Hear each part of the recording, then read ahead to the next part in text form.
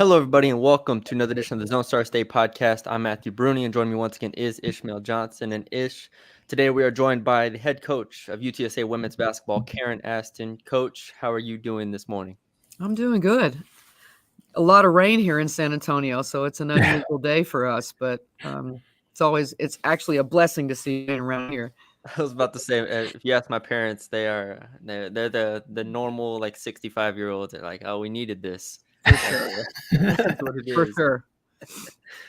Well, we can just jump right into it. Last year, ending the season 18-15 overall, 10-8 in conference play, and advanced to the second round of the NIT.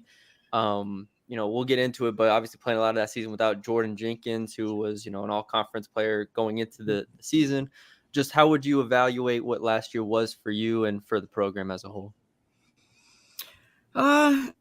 I would probably just say progress. I think that we've talked at length here at UTSA about when we arrived, just, how do we move the needle a little bit each year? How do we, build on stack days, stack wins, stack years, so to say.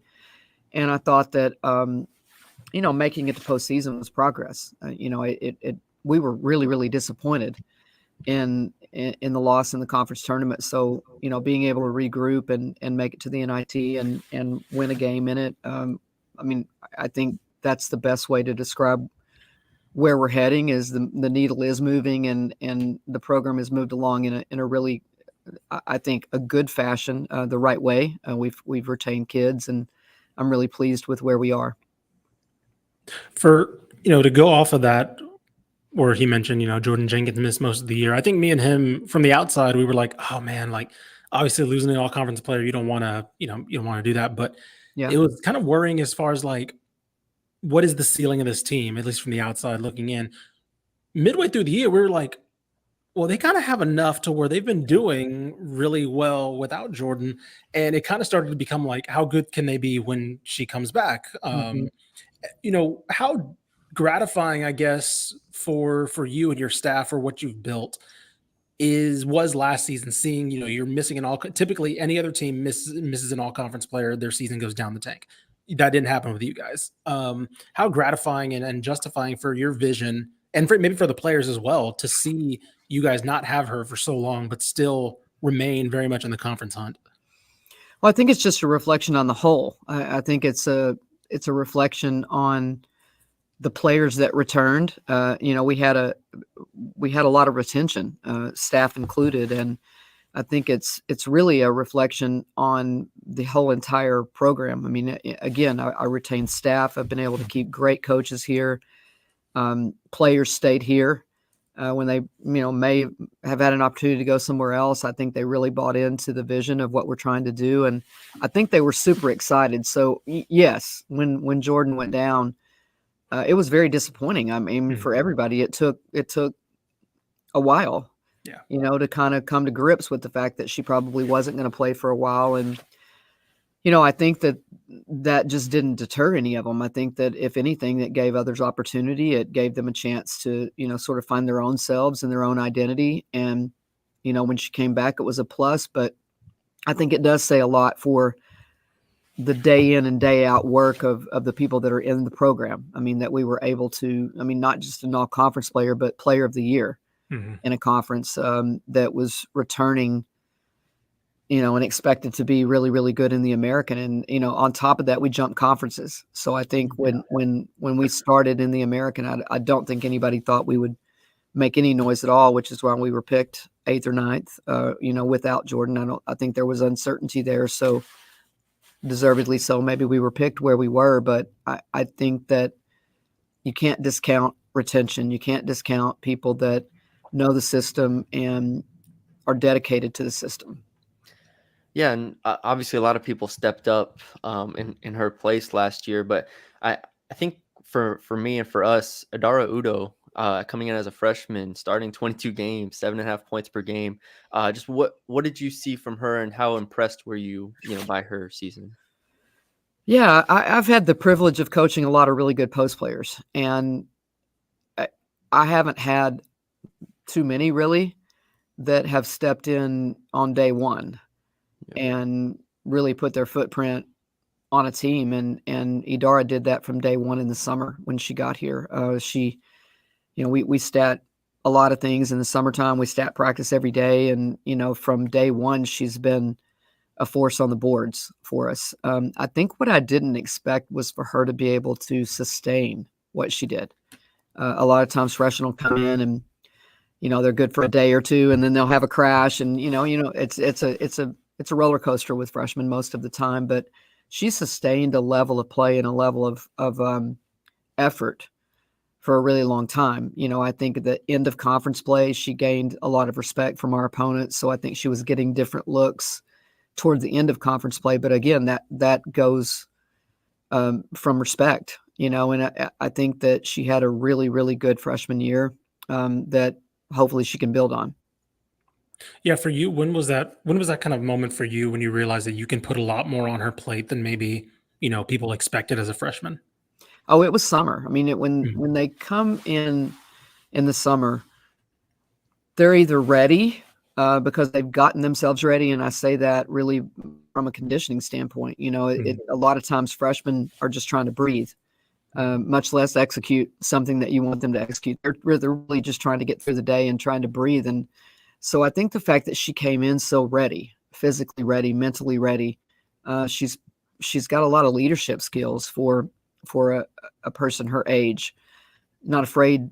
I say this all the time. She's very unapologetic Mm. for who she is.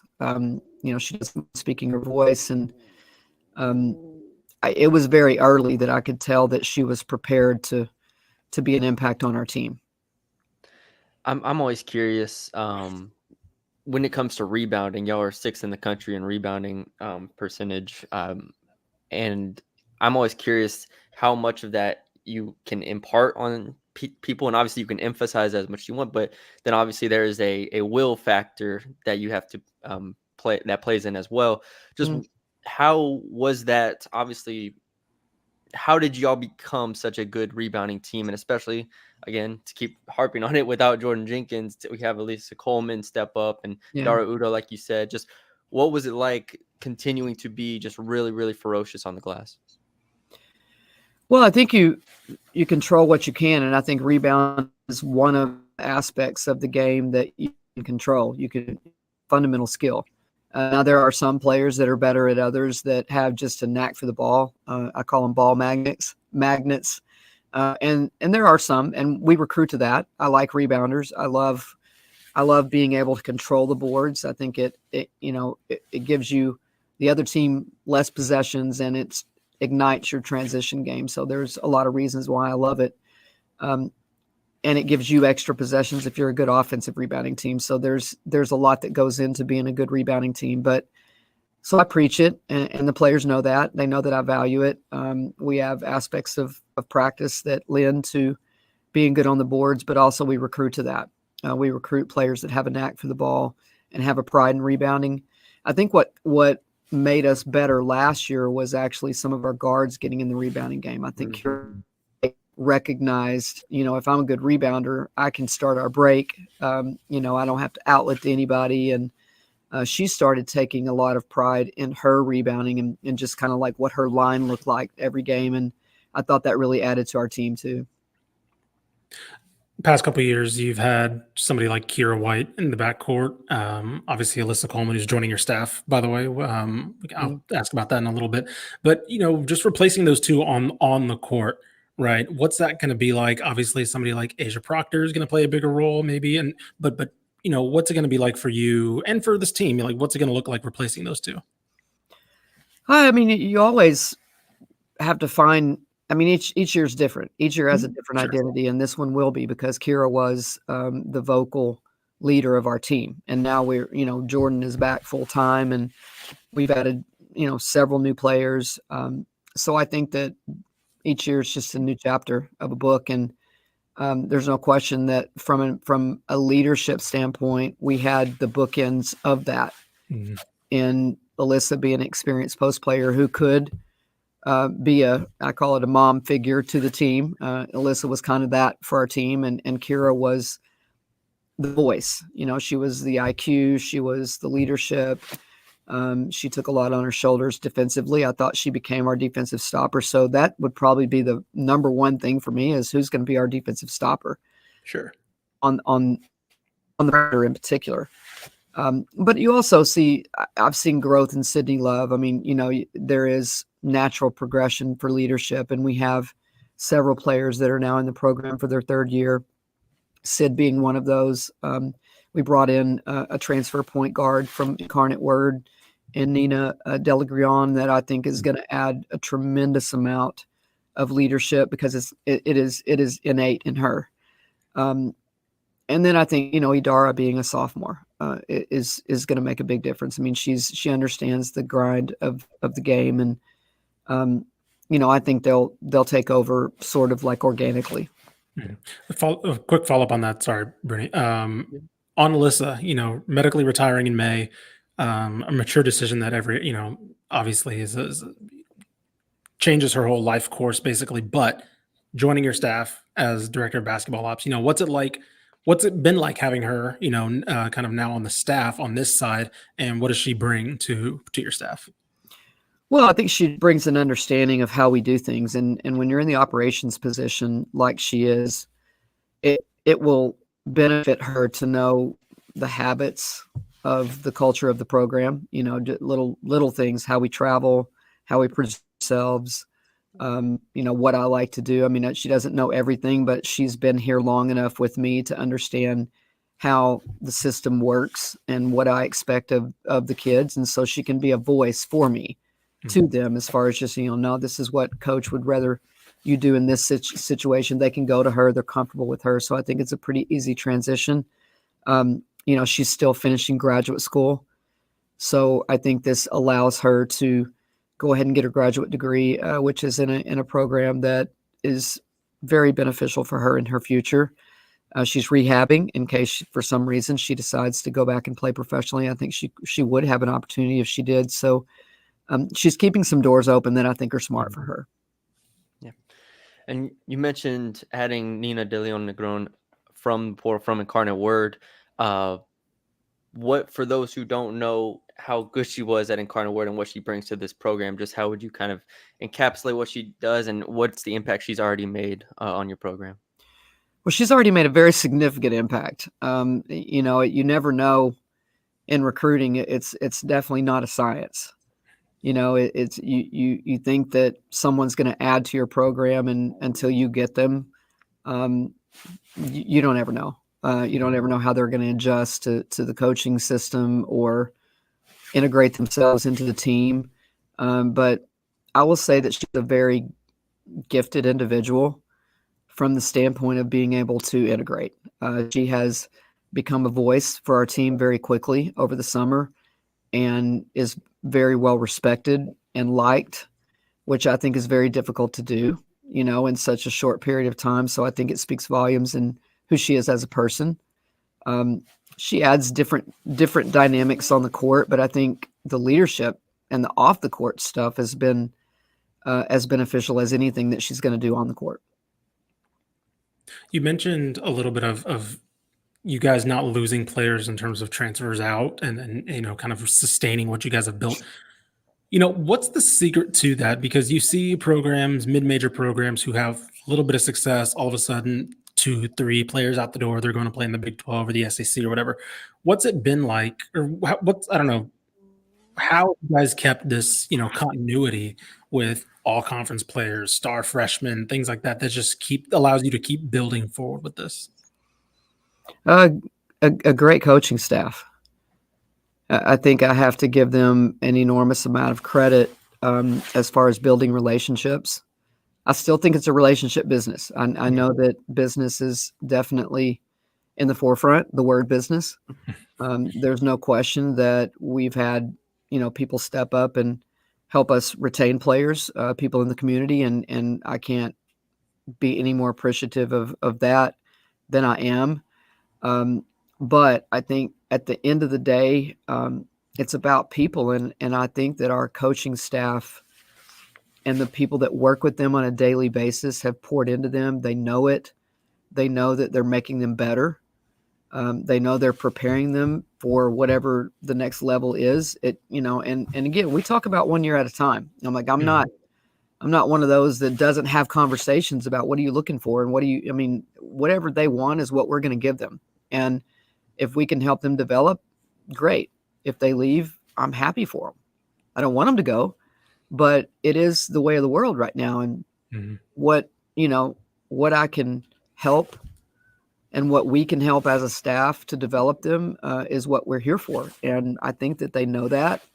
I think we have some really, really good coaches on our staff and obviously Jamie Carey and Cameron Miles are in the forefront of that because they've been with me the whole time. One is the position coach for the guards. One is the position coach for the forwards and post. And they are phenomenal people, first of all. And second of all, they're phenomenal coaches. Their skill set on the court is really, really high. And I think that our players know that. Yeah, just for you and this program going from, where you started, we talked about, we know where y'all started from.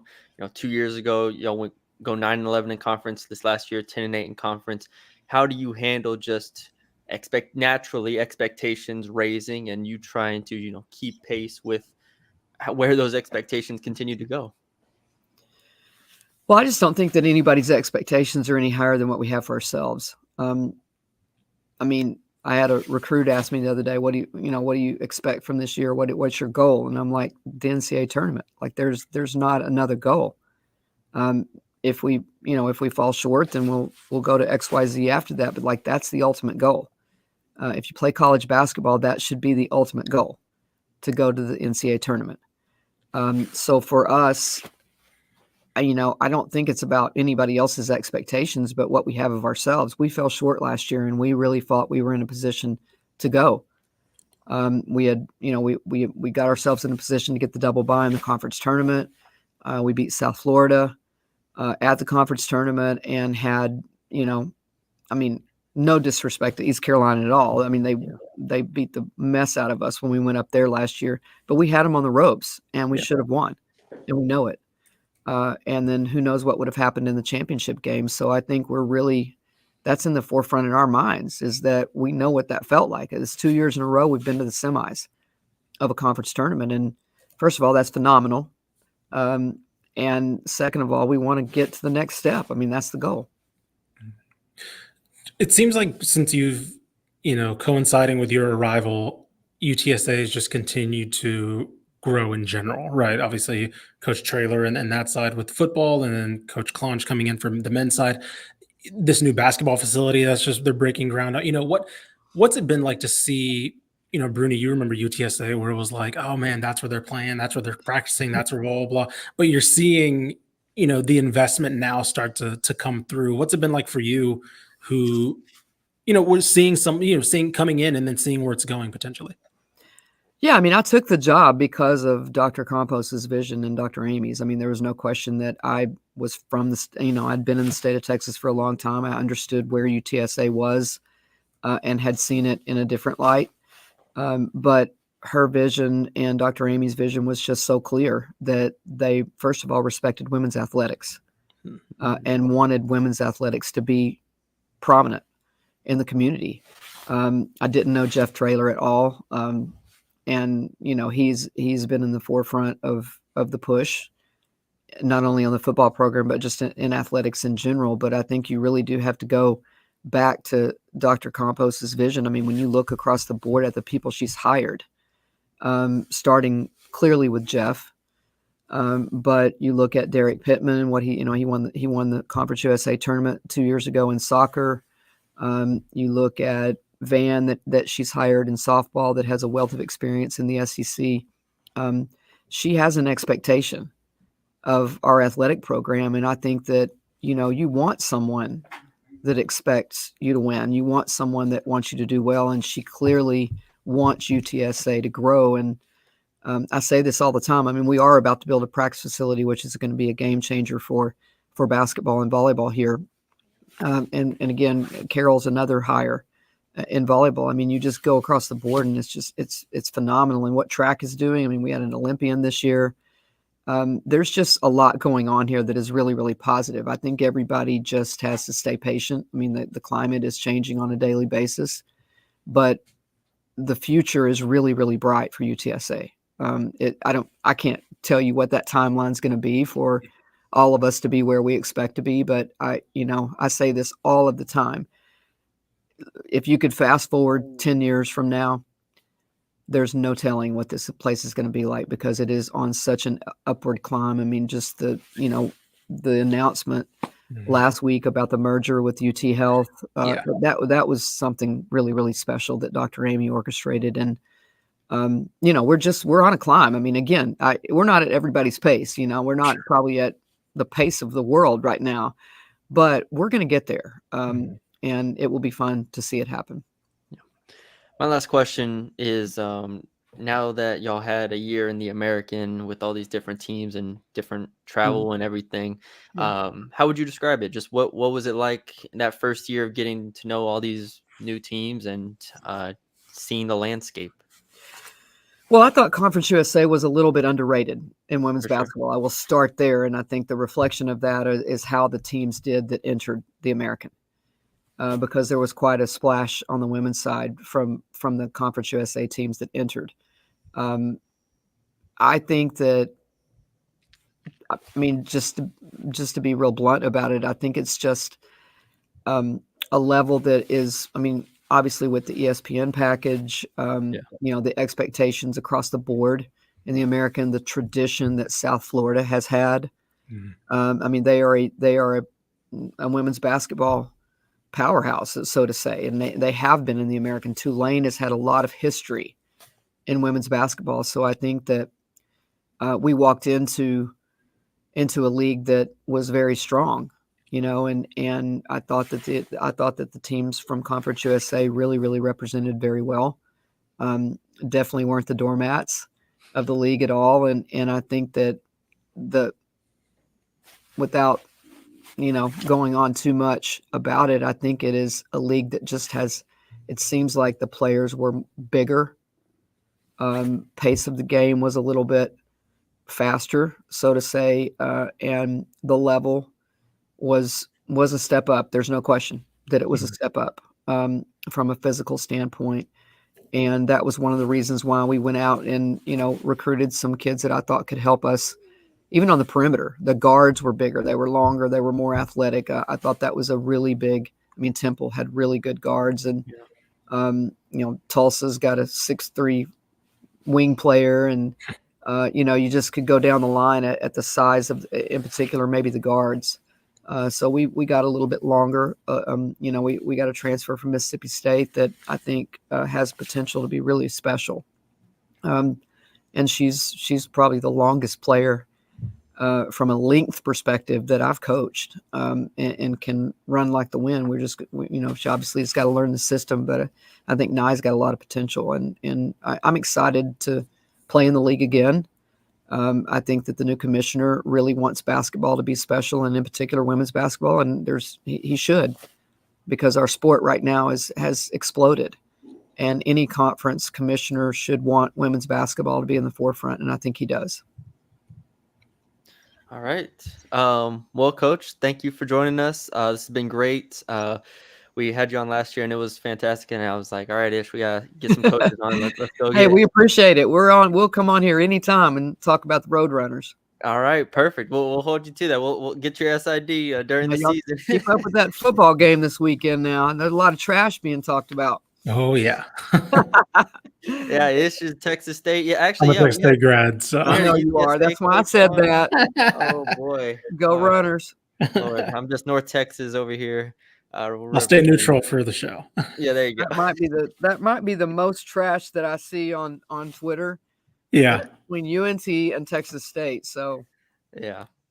That's a good point. Yeah, that's the one. Those are the ones. It's rivalries are good. Rivalries are good. For sure. But yeah, Coach, thank you for joining us. And again, best of luck this season. We'll be rooting and we'll be watching.